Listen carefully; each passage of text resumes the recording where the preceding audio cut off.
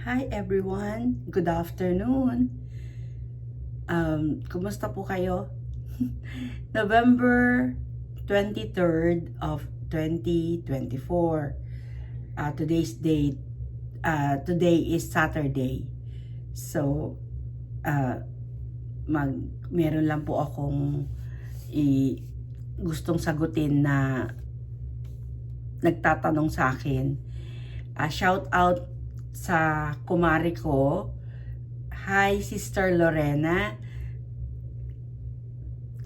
Sasagutin ko lang itong sinabi mong tanong. Ito po yun.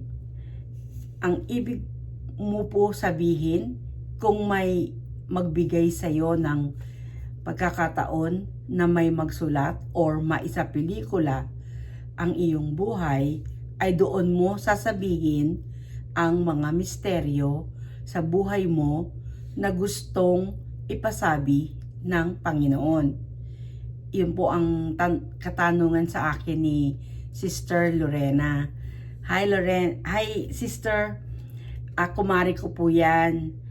Matagal din po kami nagkasama niyan nung I think ang edad ko nasa 20 something. 20 plus pa lang. Yeah. Like 24. Like that. 23, 24. Yun ang natatandaan ko. Pero mas nakasama ko rin po yan si Sister Lorena. Naging masaya rin po ako pag kasama ko siya. So, thank you for being my friend. So, ang tanong mo ay kung ibig ko bang sabihin na kung merong pagkakataon na merong may gustong magsulat o merong maisa pelikula ang aking buhay sa katulad ng mga sinasabi ko, kaya ko to ikinukwento kasi gusto kong ipaalam sa inyo kung gaano kaganda at gaano katotoo ang lahat. Dahil yun po ay, yun nga po sinasabi ko na itong istorya ng buhay ko, lahat ng ito ay documentary na po ito. Kaya kailangan talaga sana mabigyan ako ng pagkakataon na matuloy na ang pagsasapelikula dahil ina nga po, senior na po ako. Kailangan ko na po itong ituloy-tuloy at eto na, yung ibinigay na ng Panginoon sa akin ang idea. Ang sinasabi kong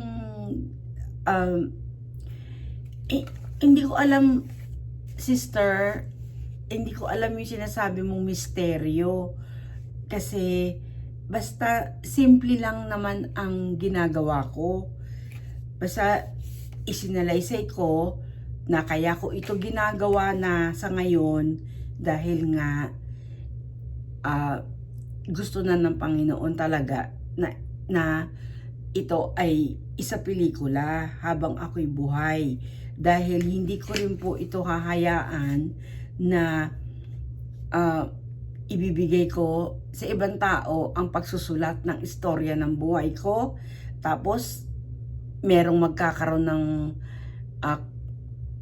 pagkakasinungalingan or hindi ko gusto yon. Kailangan perfect dahil ito ay istorya na galing sa Panginoon.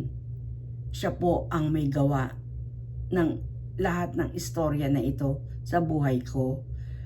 Kaya hindi po pwedeng, kaya nga po ako nandito, nag-uumpisa na nga ako eh.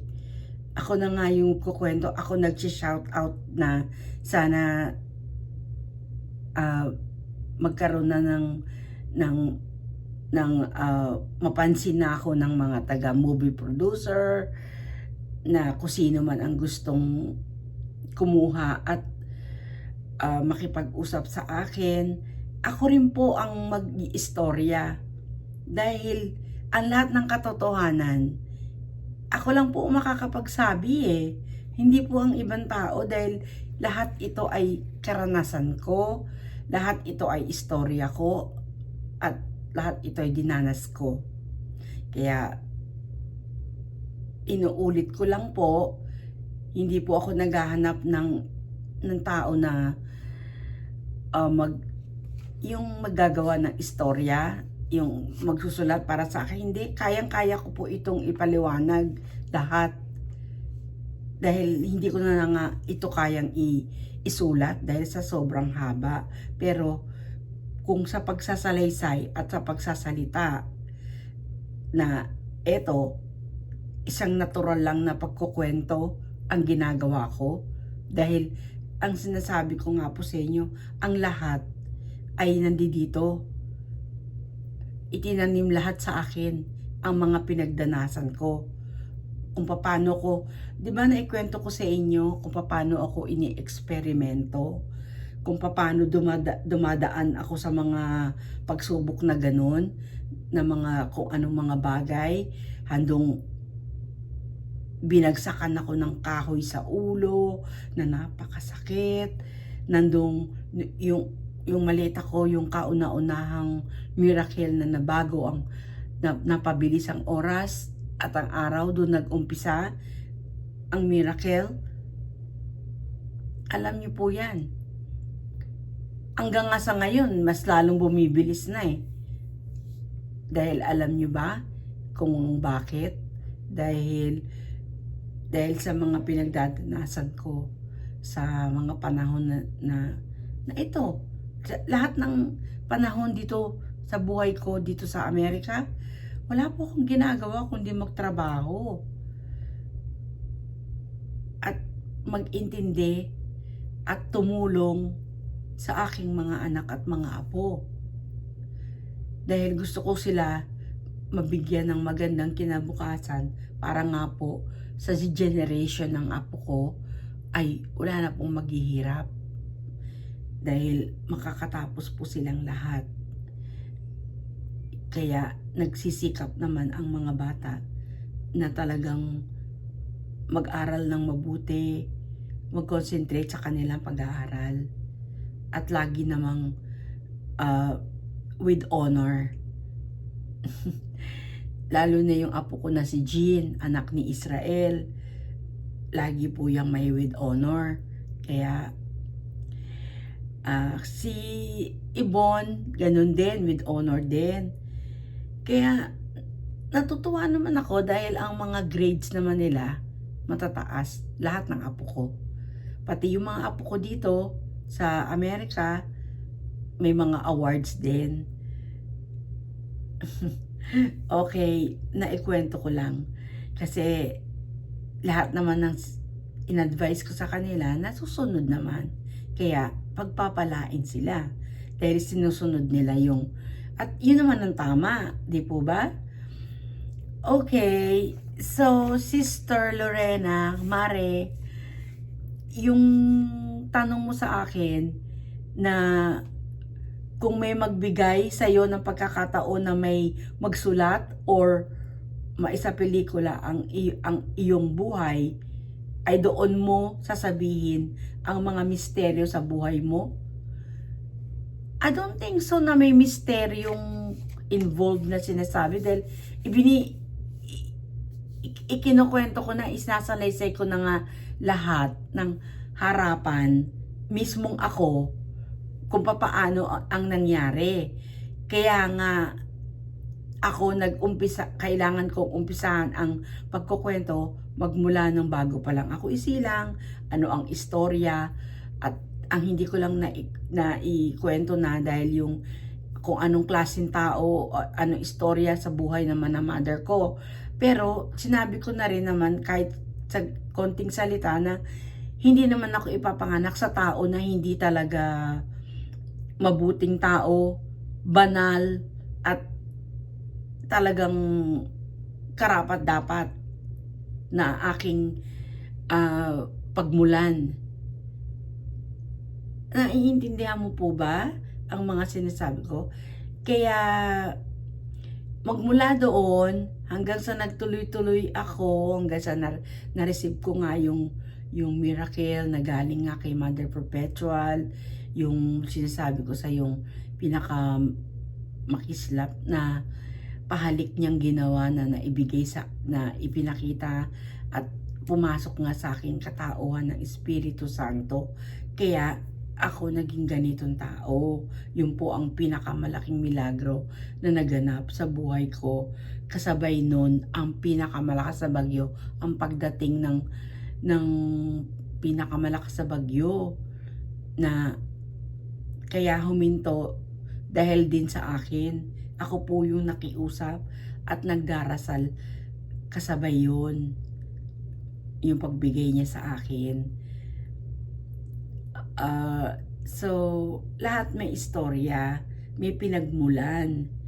Kaya nagtuloy-tuloy ako dahil nga lahat ng naganap sa buhay ko, hindi ko po alam lahat yan noon na ginaganoon ako. Maski ang sarili ko, hindi ko rin alam kung ano yung ibig sabihin ng milagro na yon. Na yun pala, may epekto na pala, meron na palang kahulugan yon sa naging pagkatao ko. Kaya yun, isinasalaysay ko na lahat. Yun ang totoong mga pangyayari at mga binibigay kong mga halimbawa kung ano yung mga pag-i-eksperimento na ginagawa sa buhay ko magmula pa pagkabata. Yan, sana isipin nyo at pag-aralan. Kaya sinasabi na napakaganda at documentary. Dahil mula pa nga po pagkabata 64 na po ako ngayon. Inuulit ko na naman. Hindi po ako nag-deny ng edad ko dahil katotohanan lang lahat. So, kahit na ano pa akong edad at pasalamat ako at ako'y binuhay ng Panginoon sa mga pinagdaanan ko. Ang dami ko pa nga pong kwento, hindi pa lang ako makapag-umpisa doon dahil na katulad ngayon, gusto ko sagutin itong katanungan ng kumare ko, si Sister Lorena. So, sana nasagot ko yung tanong mo, Mare. Dahil wala namang mystery, hindi ko alam yung mystery yung sinasabi mo, pero yun lang ang paliwanag na masasabi ko. At ang masasabi ko pa, hindi ako naghahanap ng tao na may gagawa sa akin na isusulat yung istorya ng buhay ko. Hindi. Ako lang. Kaya nga inaano ko na hanggat buhay ako, kailangan ko tong gawin. Dahil ito ang talagang dapat na mangyari. Yan ang gusto ng Panginoon. Dahil kung hindi manggagaling sa akin, hindi ito magiging tagumpay. Dahil kaya nga niya ito, dahil gusto ng Panginoon na ang mahal na Birhen, ang Mother of Perpetual Help, ay gampanan ko ang kanyang katauhan. Sinasabi ko na nag-i-straight na hindi ko, nahihirapan akong straight ng pagsasalita kasi parang ang taas-taas ng aking pangarap or na para sabihin ko ito. Pero hindi ko po ito pinangarap Basta na lang dumating at ibinigay niya sa akin ng mga kasagutan, ipinaalam niya sa akin ng aking katauhan ng totoo hanggang sa nalaman ko lahat-lahat. Kaya pala ako dumaan at dumanas ng kahit ng kung ano-anong mga karanasan at mga pagsubok, pag-i-eksperimento, lahat yan dinanas ko sa buhay ko. Kaya ngayon, it's about time na